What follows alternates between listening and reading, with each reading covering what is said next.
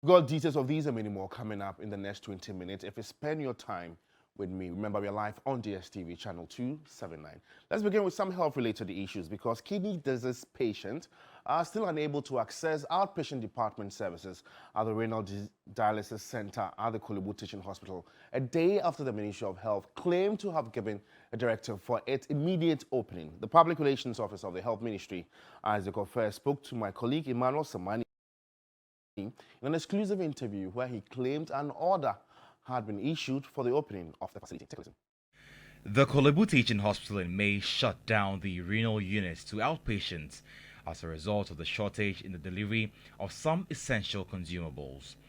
The Renal Patients Association indicates 14 outpatients of the unit have died due to their inability to access dialysis treatment at private dialysis centers.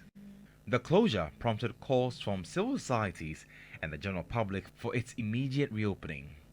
In response, the health minister, in close consultation with the chief executive of the Kolebu Teaching Hospital, has taken a decisive step to reopen the facility with immediate effect. The Honourable Minister have directed that the place should be opened with immediate effect.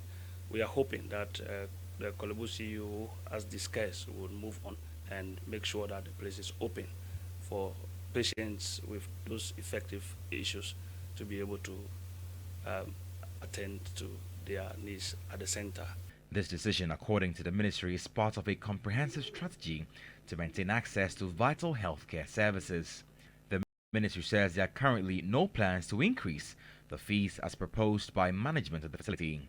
If any changes are considered, they will undergo the necessary legislative process involving Parliament's approval and other adjustments. We are going to maintain the old price. For now, it's the old price. It's not a new price. There's no new price yet.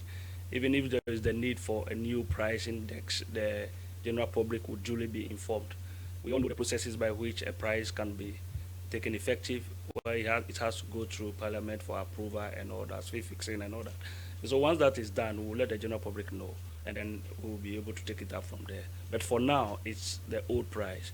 He says the ministry is also considering the possibility of integrating dialysis services into the National Health Insurance Scheme. Emmanuel Samani, TV3 News, Accra. Let's still stay on health because the sector minister has been summoned to Parliament to brief the House on what is accounting for the closure of the centre to the renal patients. They have to pay for dialysis at Kolebu Teaching Hospitals. The Minister for Health, in a meeting with a section of minority MPs on the 13th of October, assured that plans were far in advance to have the center reopened soon. Unfortunately, this soon seems to last longer than anticipated. The reopening of the outpatient department cannot continue to remain in abeyance. The tragic loss of life emphasizes the urgency of the matter and the necessity for immediate intervention, Mr. Speaker. It is imperative that the renal unit outpatient department is promptly reopened and the approved 380 Ghana cedis fee charge is reinstated. Mr. Speaker, I therefore call on this House, with your guidance, to call the minister responsible for health to come to this House and clarify why the outpatient department of renal unit of Kolebu Teaching Hospital remains closed and what measures have been instituted to ensure that the facility is reopened as soon as possible. So I fully associate myself with the call for the minister to be programmed to appear. That is something we cannot compromise on. He must appear. And especially in a matter about the lives of our citizenry, we can't take for granted. It can happen to any of us. And so I'm fully associated with that call. And it's not too late. The business committee, I see members of the business committee, the majority and the minority, we are both here. We can take that decision. It's about the lives of our people. Whatever it takes, he must appear. We must program him to appear and to brief us. For us on Thursday, 9th of November 2023, to come and brief us on the closure of the renal unit outpatient department and the upsurge of kidney-related problems in Ghana. I mean, the minister should come and tell us something. Almost everywhere, people are talking about the kidney-related problems. He should come and tell us if the NHIS issue can also be captured in relating to kidney-related issues. I mean, he should come and tell us and to the extent the whole nation. So that is my directives.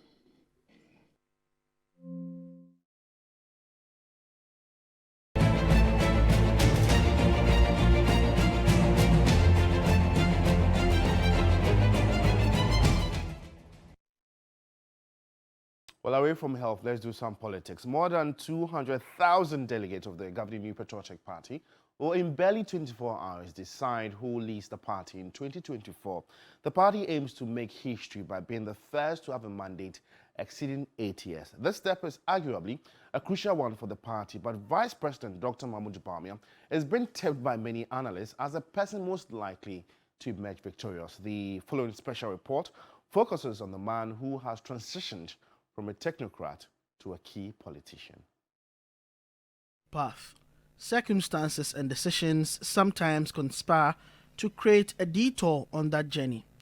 You can make the case that in 2008, the decision of Nana Akufo-Addo to select Dr. Mahamudu Bawumia changed the then Deputy Central Bank Governor's path from the technocratic laces of central banking and economics to the hurly-burly of politics. Through major defeats, major question marks and doubts, Nana Akufo-Addo kept faith with him for 2 general elections. On their third attempt, the pair became president and vice president of Ghana. Needed his brains to help me govern the country effectively. And he's an honest person. He speaks honestly to you. He's not one of those people who you have to guess what they're trying to say. He will say what he has to say very directly. And I like that. I prefer to deal with people who are also very direct in what they say. It's not as if Bawumia is new to politics. He watched his father, the lawyer and politician of Northern extraction, Mumini Bawumia, serve in government and lead the Council of State under President Rawlings. He also served as then Minister for the Northern Territories under President Nkrumah, replacing E.A. Mahama, father of President John Mahama. So he grew up, stewed in politics, and like many children of the political elite, got the benefit of top-tier education in the West.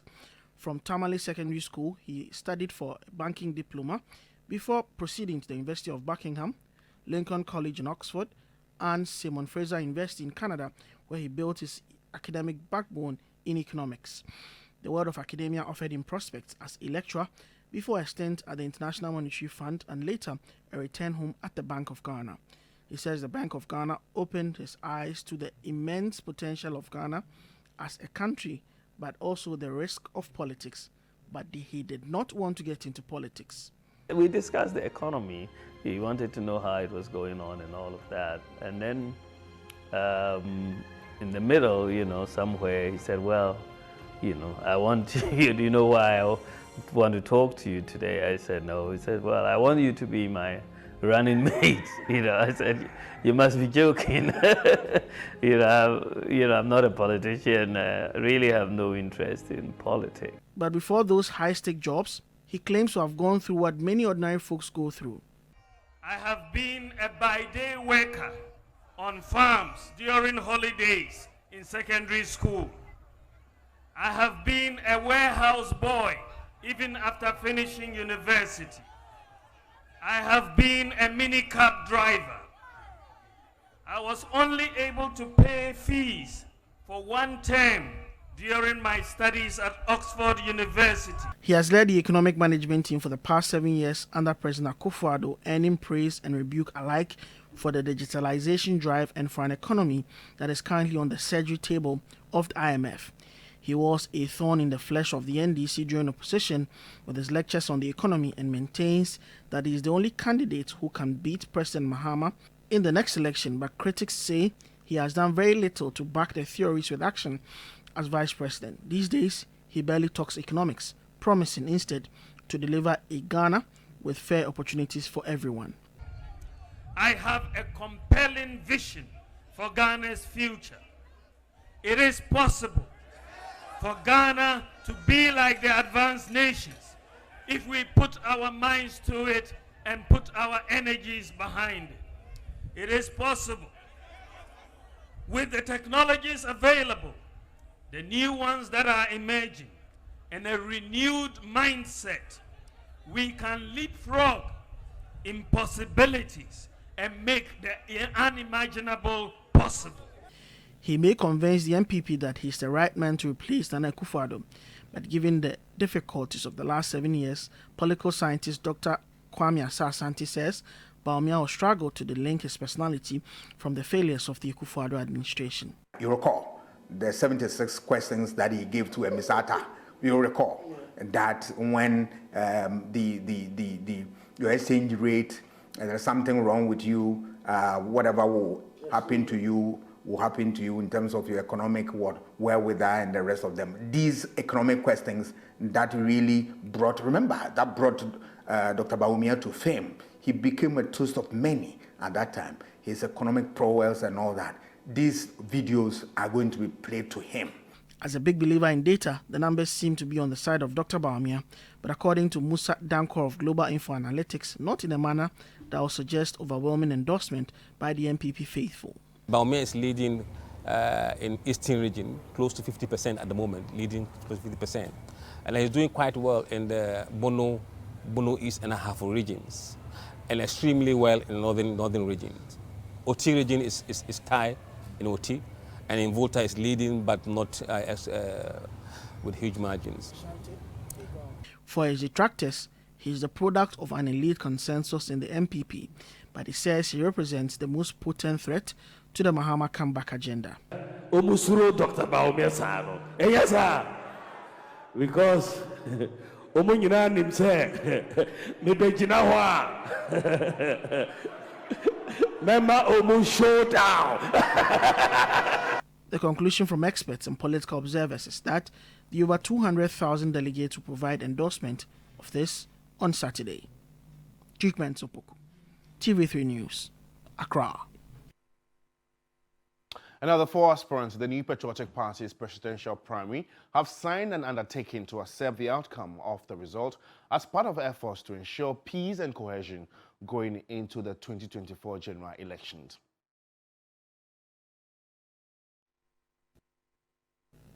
The MPP goes to the polls on Saturday, November 4, to elect a flag bearer to lead the party in the 2024 general elections. Prior to the election, some flag bearer aspirants have expressed concerns about unfairness, among other issues. President Akufo-Addo and former President John Agyekum Kufuor met with the party council, elders, executives, and the 4 aspirants. General Secretary of the party, Justin Kodua, addressed the media after the closed-door meeting. The party's presidential candidate shall be elected by the following delegates: all members of the National Council, all voting members of the National Executive Committee, all voting members of the Regional Executive Committees, all voting members of the Constituency Executive Committees, all electoral area coordinators, the 5 polling station executive officers in each polling station, 15 members of the National Council of Elders to be elected from amongst themselves. We also have 15 patrons to be elected from among themselves, all party members of parliament, past national officers, 3 representatives of each of the special organs of the party, 12 delegates from every external branch, founding members who are signatories to the registration documents of the party at the Electoral Commission, 1 TESCOM representative from each recognized tertiary institutions, all party card-bearing ministers and deputy ministers, and last not least, all MMDCs. He says the aspirants have been required to sign an undertaking to accept the results of the polls. We're able to get the 4 aspirants contested all signing an undertaking. What they signed to is to accept the primary election results, to promote peace and cohesion. In the event that they don't win, they will not resign from the party, to support the winner of the primary, to ensure and enforce mechanism that has been established by the party, and also to work within the timelines and duration that has been established by the party from now to the results are declared, and to respect the decision by the delegates of our party. And these are the signatures of the aspirants who came for the meeting. He spelled out the guidelines for compliance. It will be in the form of a walk-in, then your details are checked to see whether your name is in the album. There will be no congregation on the day of voting. Voting shall also not take place indoors, and no one will be allowed to take pictures of their vote. Anyone who attempts to do that will be arrested by the police, and the vote or the ballot paper will be confiscated from the person. 144 delegates are expected to vote on Saturday, November 4, 277 polling centers. Evelyn Tingma, TV3 News.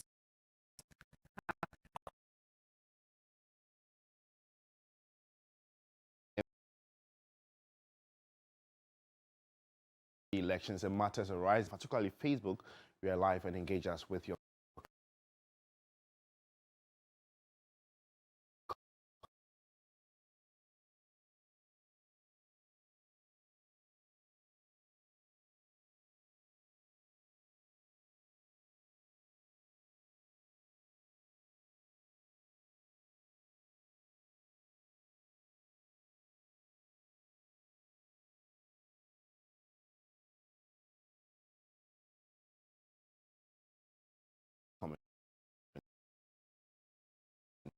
Meanwhile, political Professor Samuel, Patriotic Party. They cannot talk about. When we come to that juncture, what it simply means is that then it is not a democracy. It is a certain oligarchy that is at play within the NPP itself. The individuals who go to the polls to vote on the 4th equally have the right to run commentaries about their own election and the processes. And so setting that aside is something that should not be problematic at all, especially if the commentaries that will come after the elections are based on genuine praise and criticisms of what happened in the course of the elections. That in itself is important for our body politics, first of all for the NPP itself, and broadly for Ghana's democratic credentials. And so it is important for us to appreciate that whatever they have written, notwithstanding whatever they've written or signed to, what is important is that nobody will be gagged about commenting on same. Myself, including you, the journalist, will have your day in commenting. In more news this morning, private legal practitioner Justice Abdullahi says the NPP can sue any of the flag bearer aspirants who goes contrary to the content of the undertaking they signed. He, however, says although aspects of the pact could infringe on the rights of the candidate, appending their signatures to the document makes them liable for suit. You sign onto a contract. You accept the terms and conditions of that said contract. And so any breach of that contract could be used against you in the form and manner as stipulated in the contract. But usually within this particular scheme and space, I do not think that legally binding, yes, it is, but I do not think that it's something that any of the members can act upon. I mean, any of the parties will be willing to act upon, considering the ramifications that it would have on the overall party's electoral chances and then the damaging image that it will bring along. And so usually this is supposed to be morally compelling for the parties who might lose their elections, even though it is a legal document, but it simply serves as a moral check on them just in case they lose and they intend taking any drastic decision that would ultimately affect the chances of the party. None of the parties signing onto this document will be really scared of the impact it would have on himself if he takes that decision out of pain to either resign from the party or any other decision that he may take going forward. Right. And our former Trade and Industry Minister, Alan Tremantin, says the NPP and NDC have created unsustainable divisions in the country. The founder of the Movement for Change, who intends to contest the 2024 presidential election as an independent candidate, insists his movement is the only viable alternative, which will bring the necessary development to the country. Evans Inkum has come through with the following report. Alan Kwadwo Tremantin has initiated a robust volunteer mobilization with hundreds of youth attending the program at the Kwame Nkrumah University of Science and Technology to support the movement for change. The volunteer activation comes less than 72 hours to the New Patriotic Party presidential primary. This is his second major political working visit to the Ashanti region since leaving the ruling party after placing third in the Superdelegate Conference. He blamed the current economic woes on the two major political parties which have dominated the country's political scene since 1992. Ghana for no say aye efie duasa ani echi aye amanyo kro mienu NDC and the MPP ana atna abemu ewo Ghana na 32 years of the history of any country is very significant. Here, and yet Ghana, and China.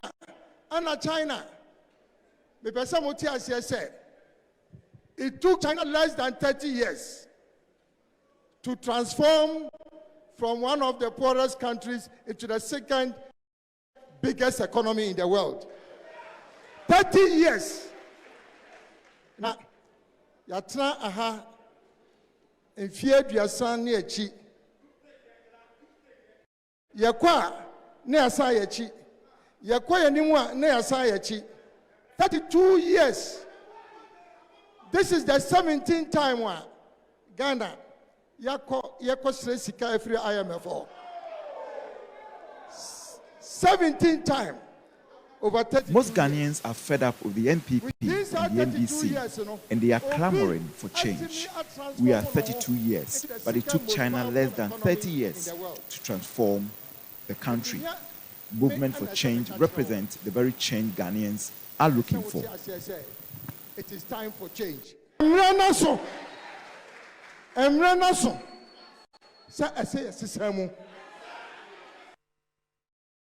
Expedition H20, an initiative aimed at providing potable water to 4,000 underserved communities, has made a stop in Ghana via motorbikes from South Africa.